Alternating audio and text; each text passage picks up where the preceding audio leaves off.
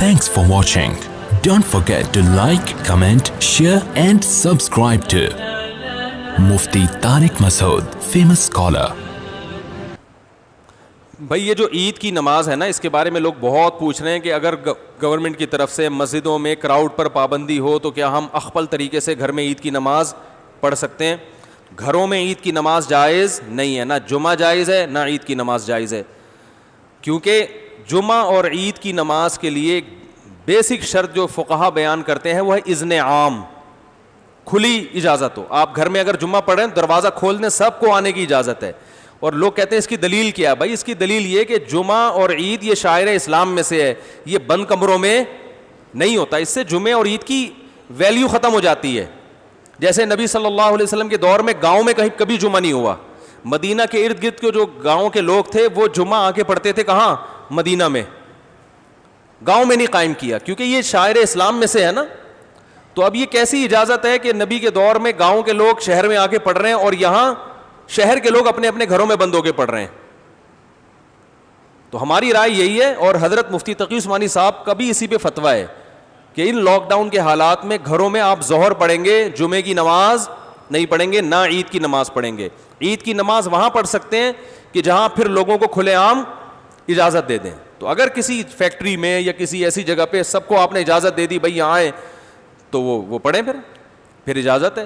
تو یہی رائے ہے. اس کے خلاف جو قول ہے ہماری نظر میں وہ ضعیف ہے. بعض لوگوں نے کہا کہ کسی عذر سے اگر لوگوں کو روک دیں تو پھر مجبوری ہے. ابھی ہم جو گھر کا دروازہ بند کر رہے ہیں وہ تو عذر سے. تو بھائی یہ جو فقہا نے کہا ہے نا کہ اذن عام کہ کھلی اجازت ہونی چاہیے، تو کھلی اجازت ختم تو جب ہی ہوگی نا جب کوئی عذر ہوگا. بلا عذر کون لوگوں کو نماز سے روکے گا؟ تو فقہا کا مطلب یہی ہے کہ عذر ہو یا نہ ہو آپ نے لوگوں کو اجازت دینی ہے. یہ جمعے اور عیدین کی شرائط میں سے ہے. تو مسلم ملک کنٹری ہو یا غیر مسلم کنٹری، وہاں پر اس بات کا اہتمام کریں کہ عید کی اگر آپ کو اجازت ملتی ہے تو پھر تو ٹھیک ہے، نہیں ملتی ہے تو گھروں میں پھر عید کی نماز نہیں ہوگی، نہ خطبہ ہوگا. اپنے کوئی نوافل پڑھنا چاہے تو پڑھ سکتا ہے، وہ عید نہیں کہلائے گا. اور کیونکہ ایک شرعی عذر ہے تو وہ اللہ معاف کرنے والا ہے، اور کیا ہے. باقی مسجدوں میں گورنمنٹ نے اگر اجازت دی ہے، بعض لوگ یہ اشکال کرتے ہیں کہ مسجد میں بھی تو ابھی جمعہ جو ہوتا رہا ہے اس میں کھلے عام اجازت نہیں ہے، وہ تو ایک پابندی ہے کہ اتنے لوگ آئیں گے، اس سے زیادہ نہیں آئیں گے. تو کیونکہ گورنمنٹ کا جب کوئی حکم آتا ہے نا تو شریعت پھر یہ کہتی ہے کہ جو اجتہادی اختلافات ہوتے ہیں حکومت کے آرڈر کے آگے وہ منسوخ ہو جاتے ہیں، یعنی منسوخ کی طرح ہو جاتے ہیں. منسوخ تو نہیں کہہ سکتے یہاں پہ، یعنی وہ کالعدم ہوتے ہیں. تو گورنمنٹ نے چونکہ مسجد میں نماز پڑھنے کی اجازت دی ہے تو اگر اس میں اذن عام نہ بھی ہو تو حکومت کی پرمیشن کی وجہ سے وہ کیا ہو جائے گی؟ جائز ہو جائے گی. اس پہ تمام فقہا کا اتفاق ہے کہ اس طرح کی جتنی بھی شرطیں ہوتی ہیں وہ حکومت کے فیصلے کی وجہ سے کیا ہو جاتی ہیں؟ کالعدم. جیسے چاند کا مسئلہ ہے نا، چاند کا مسئلہ سعودی عرب میں کچھ اور ہے، ہمارے ہاں ان کا سسٹم ہی الگ ہے، ہمارا سسٹم بھی الگ ہے. ہم اس سسٹم کو نہیں مانتے، لیکن سعودی عرب میں جب ہم جائیں گے تو وہاں کی گورنمنٹ ہمارے سسٹم کے حساب سے فیصلہ نہیں کرتی، وہ اخپل طریقے سے کرتی ہے. تو جیسے بھی کرتی ہے لیکن سعودی حکومت میں وہ کیا ہو جائے گا؟ نافذ. کیونکہ حکم حاکم جو ہے نا شریعت میں اس کی ایک ویلیو ہے، ورنہ ہر آدمی اخپل طریقے سے ہی چلتا رہے گا تو یہ تو تباہی برباد ہو جائے گی نا. تو اس لیے وہاں ہم کہتے ہیں کہ جب گورنمنٹ نے ایک لا پاس کر دیا، فیصلہ کر دیا، تو جب گورنمنٹ کہے گی عید ہے تو عید ہے، جب کہے گی بقرہ عید ہے تو کیا ہے؟ بقرہ عید ہے. یہاں ہماری گورنمنٹ نے کیونکہ ہلال کمیٹی بنائی ہوئی ہے، اس کے اتھارٹی کا حق حاصل ہے، تو وہ جب فیصلہ کرے گی تو کیا ہوگا؟ ابھی دیکھو نا 4-5 سال پہلے ہم نے بتا دیا تھا کہ 30 روزے مکمل ہوں گے. 5-6 سال پرانی بات ہے، بلکہ اس سے بھی زیادہ. فلکیات والے کہہ رہے تھے چاند کہیں بھی نظر نہیں آئے گا، 30 روزے پکے ڈھکے. تو ہلال کمیٹی نے اعلان بھی نہیں کیا کہ کل عید ہے، اور 30 روزے ہو گئے، تراویح بھی ہو گئی. ہماری مسجد میں بیان شروع ہو گیا، ایک دم رات کو 10:30 بجے اطلاع آئی کہ کل کیا ہے؟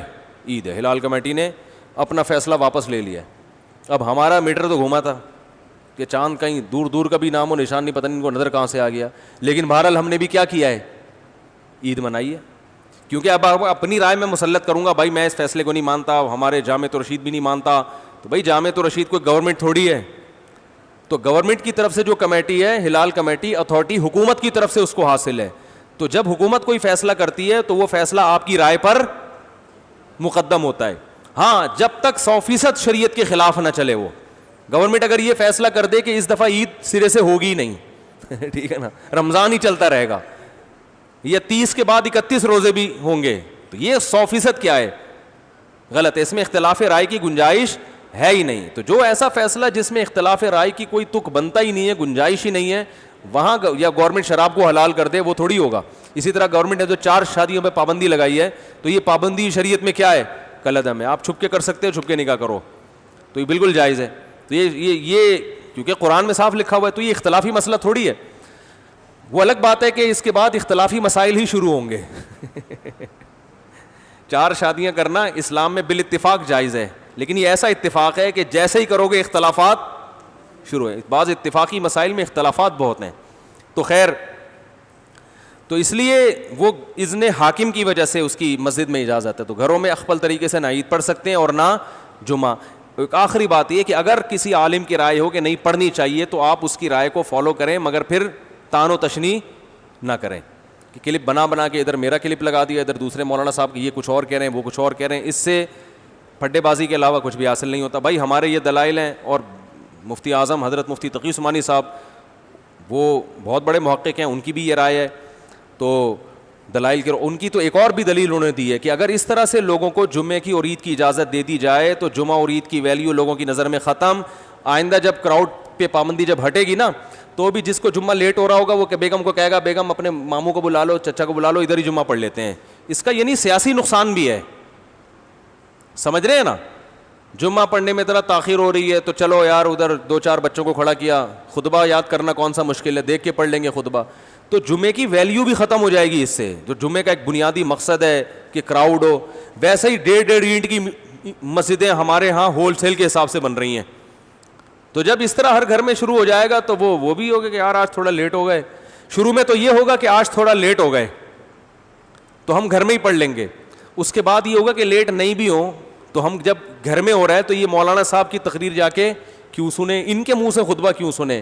ویسے بھی مولانا صاحب سے مسجد میں نمازیوں کو اختلافات تو ہوتے ہیں نا, ابھی تو مجبور ہیں کہ یار جیسے مرضی ہیں جمعہ پڑھنا ہے, جا کے کیا کریں, بعد میں جا کے جو مرضی کر لیں.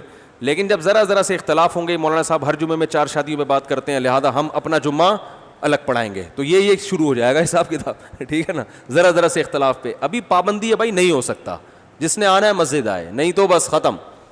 تو یہ مفتی تقی عثمانی صاحب دامت برکاتہم کی رائے یہ ہے کہ یہ سیاستاً بھی کیا ہے, نقصان دہ ہے. لیکن پھر بھی اگر کسی عالم کی رائے ہے, وہ مصر ہے کہ نہیں گھر میں, تو کوئی ان عالم کو فالو کرتا ہے تو ٹھیک ہے.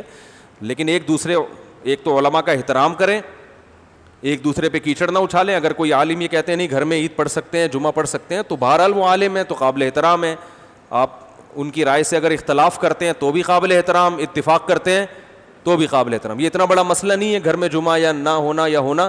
لیکن علماء کی شان میں گستاخیاں یا بد کلامیاں یا یہ اس طرح کی چیزیں, یہ زیادہ ہیڈیک ہے, تو یہ صحیح نہیں ہے. اللہ تعالیٰ سمجھنے کی عمل کی توفیق عطا فرمائے.